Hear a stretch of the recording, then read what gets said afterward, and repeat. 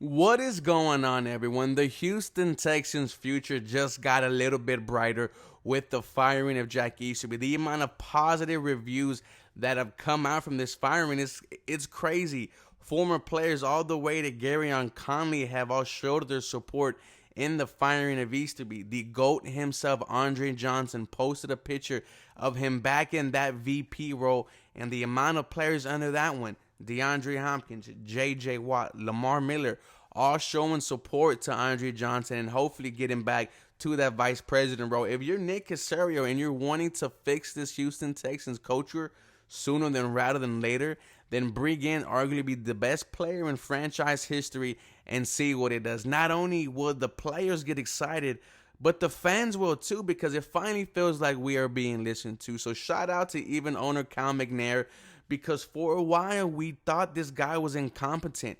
We knew that Jack Easterby was in his ear the entire time. The horrible trades, the fact that he was interim GM, more on that later. It was all going bad for this Houston Texans. You could say from being 24 up against the Super Bowl winning Kansas City Chiefs till now, that Jack Easterby has had a major role in this team's downfall.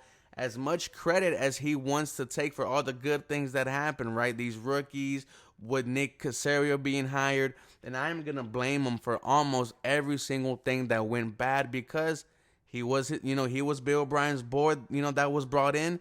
And then when he got that general, interim job, you hire the guy that's not going to fire you. That already shows me right then and there that this team is not in your best interest. We knew guys like Omar Khan, Louis Riddick, even some coaches were having, some second thoughts on, if I am hired and if I am on this Houston Texans team, will I really have control of the power? Because everything from what we've been hearing, it's not.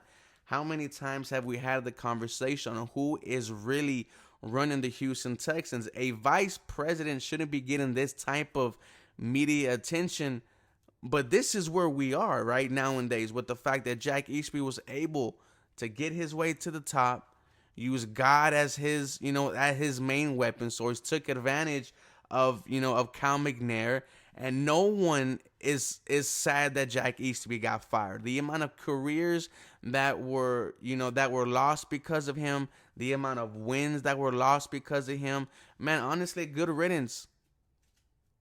We were so close to, being in contention, to being a team that could contend for a Super Bowl, and now we're 1-3-1.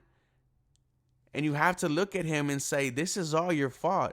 Now, on the opposite side, you look at Nick Caserio and say, hey, there was no one else to blame. The one person who it was is gone now. You fired him yesterday, and the Houston Texans made it known that they fired him, right? Adam Schefter broke it early in the morning, 8 o'clock in the morning. The first thing you saw on your phone was breaking news: the Houston Texans have parted ways with former Vice President Jack Easterby.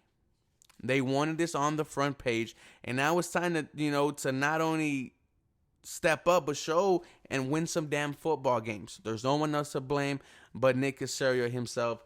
I'm happy that they finally got this done. It feels like a huge weight is off, the backs of everyone, really, because everyone was affected by Jack Easterby. He really had his hand in every single thing. No one was safe down there at NRG.